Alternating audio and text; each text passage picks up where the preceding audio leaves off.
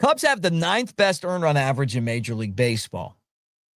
But there's still a lot of rumors out there that this Cubs front office is looking for pitching to add to the rotation. They're getting some help with the rotation with Shota Imanaga returning. What's that look like? Some of Major League Baseball's biggest insiders feel like the Cubs have some very good matches out there. We're going to talk about that. And how about this showdown between Shohei Ohtani and Hollywood Pete Crow Armstrong for All-Star ballot voting? So much to get into on today's show. Like, subscribe, thumbs up. Thank you guys for being here, even you Cardinals fans. Go Cubs.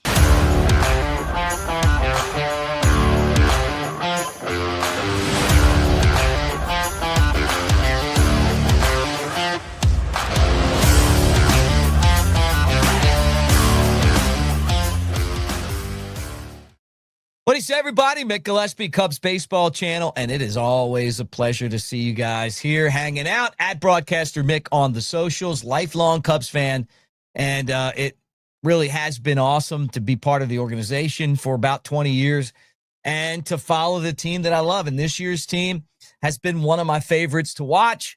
And Pete Crow Armstrong in last night's game really illustrates why this team is so special. I mean, the eighth inning that he had was epic.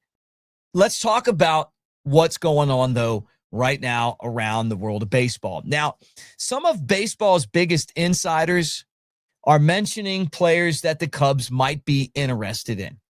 And Jim Bowden of The Athletic and the MLB radio channel mentioned this guy's name, Tyler Mahle of the Rangers.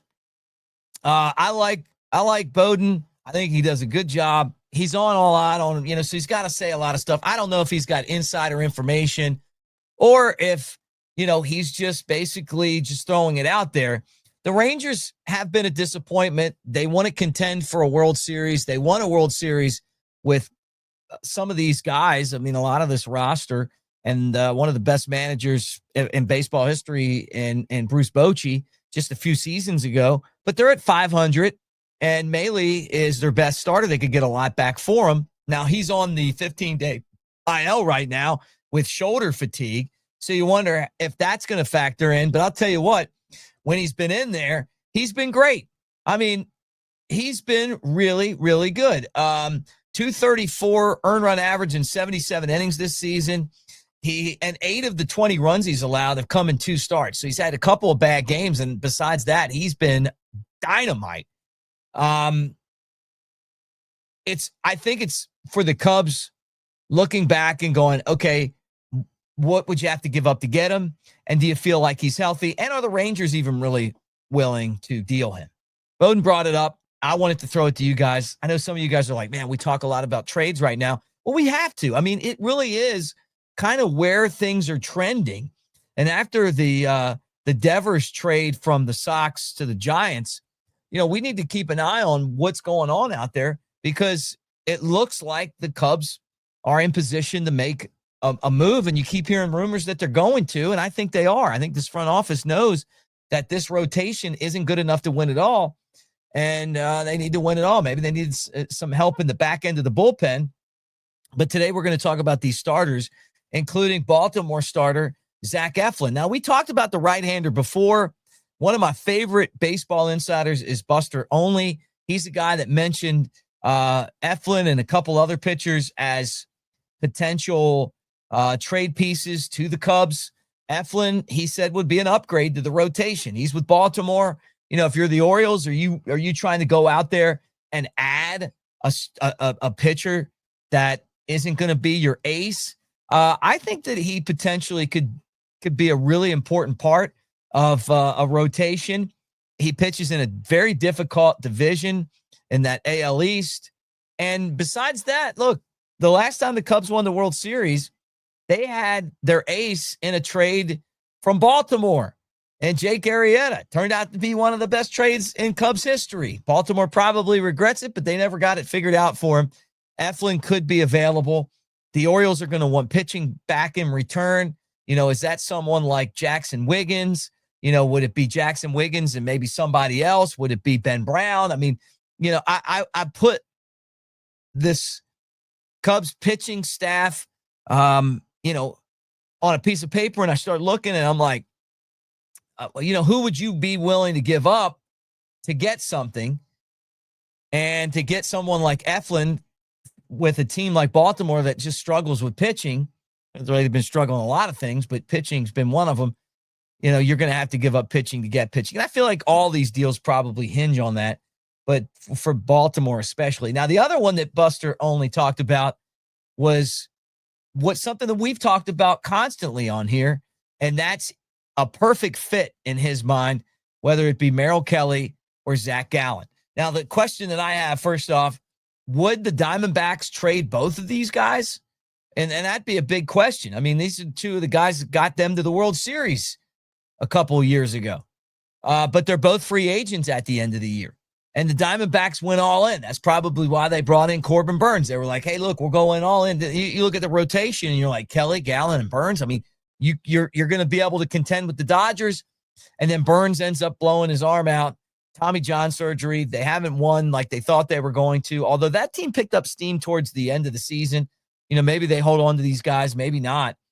But it feels like the Diamondbacks, being a small market team, are going to make a deal, and the Cubs would be a great partner for this. The Diamondbacks and the Cubs have made trades in the past. Even though they're in the same league, they're not in the same division. The Diamondbacks can basically rebuild their entire farm system with some trades if they wanted to. And these two guys are going to bring in a lot of prospects, I would think. But they're both one-year guys. And at the end of the season, they're going to be, free agents. You're going to sign both of them. And do you want Gallen, who over the course of his career has been the more reliable guy, who's been kind of the star, or Kelly, who's gotten better and better and better and is having a much better season than Gallen this year? That's a question that we have to ask ourselves. Now, the final guy I wanted to talk about, and this was Bob Nightingale throwing him out there, best fit, right? A lot of MLB experts say best fit, right? Sandy Alcantara of the Marlins, coming off of Tommy John surgery, former Cy Young Award winner, has stunk the place up this year. But lately, starting to kind of look a little bit better. If you're the Cubs or you're any other team out there, you feel like this guy's probably got the best upside of all these guys. I mean, he's a Cy Young Award winner. I mean, and when he was at his best, he was fantastic. But he's been so bad this year. Are you really going to, send over a package of players that would kind of equal what the Red Sox got for Devers? Or are you going to say, hey, you know what? I don't know. Because right now, when you look at his numbers and you look at the body of work, I mean, he's a guy I don't even know if I'd want in a rotation that the Cubs have. But he's got the potential to be a superstar. And I think that your scouts, I don't know what the Cubs have scouting-wise anymore. I know they cut a lot of scouts out, but I'm sure they have some guys over there watching. They'll be, pounding the analytics, trying to figure out if he's going to be close to what, or eventually get back to what he was before the Tommy John surgery. And the way that these Tommy John surgeries work, and I've said this on past shows, it takes a while to get back to where you were. Your arm strength just isn't there at first. Your accuracy isn't there. Your command and control don't just come back. You have to work it back. Some guys come back and they're better when they get back to where they were. So that's one to keep an eye on. Now, the other thing is that Shota Imanaga is closing in on his return. He's coming back soon. And I feel like it could be one outing in Iowa and then back in the rotation, maybe against the Cardinals. Wouldn't that be great? Whatever it is, he's closing in on being back in the rotation. It was a hamstring injury, not an arm injury, not a shoulder injury. He's covering first base, tweaked his hamstring, takes a while to come back from it. He's the ace of the Cubs staff right now, and it's only going to make this team better. But what I love is that they didn't miss a beat. Next man up. And Ben Brown looked really good last night. I think he probably still ends up in the bullpen, or they do a 6-man rotation. Colin Ray, it is what it is, but the guy's been, he's been reliable. And then you go out and you make a deal for one of these guys, and all of a sudden your rotation looks a whole lot better, especially if you get Kelly or Gallen. So we'll see what happens. But it's to win a World Series, you got to have front-end guys. The team with the best starting rotation wins. And the Dodgers are going to be tough to beat. I know they have a bunch of guys buried on the IL right now. Watch them all come back at the same time healthy. And then all of a sudden they got 8 guys to pick from. So, so if you're the Cubs, you got to plan it that way. Keep building the lead, keep playing great baseball, and maybe you take advantage of having 6 starters and stretch out the rotation where you do that through the dog days of summer. I don't know. Now, the final thing I wanted to get on the show today was Hollywood Pete versus the Japanese Babe Ruth. PCA versus Ohtani. They're going head-to-head right now. And when Pete Crow Armstrong blasted that ball off the scoreboard last night, it felt like Ohtani. But these guys are 1 and 2 in All-Star voting right now in the NL. It's exciting. They're in different positions. Pete Crow Armstrong is proving what we love about baseball. Even if you're not a Cubs fan, you love watching those guys go out there and play the game at like their heads on fire, right? That's how he plays it. He had one of the best 8th innings that you can have in baseball.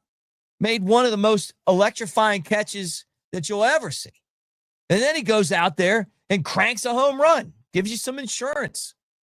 This Cubs team is mixing some veterans, some free agent signings, a bunch of guys that this bullpen, this Frankenstein bullpen, and they're turning them into a really good team, and it's been fun to watch. So anyway, keep voting. Tucker, another guy that's if the All-Star voting ended now, would has the most votes for his position in right field. I think he's going to make the team. I think he should start. I think obviously Pete Crow Armstrong's going to be there. We'll see how it shakes out with the rest of those guys, but the Cubs are one of the best teams to watch right now in baseball. And that, besides the record, they're just tough to beat. So the Cubs take care of the Brewers again. Our guy Pete Crow Armstrong with one of those games, 6.5 game lead in the Central over Milwaukee. They play again. Jameson Taillon pitching for the Cubs in game 2. But I'll tell you what, I just like the way this Cubs team plays. It's not the winning and losing. It's the fact that to beat them, you got to play a great game. And even though they've been scuffling a little bit to score runs at the plate, and they just figure out a way to do it. Seiya Suzuki and Pete Crow Armstrong muscle up, and they'll try to make it 2 in a row today. So thank you guys for being here. And again, appreciate you so much. Like, subscribe, thumbs up. I say that all the time because it's what makes these channels go. Share with your Cubs friends. We're trying to get to 10,000 subscribers. I appreciate you so much. And look, it's a happy day when the Cubs win. So let's go and get them again. Go Cubs.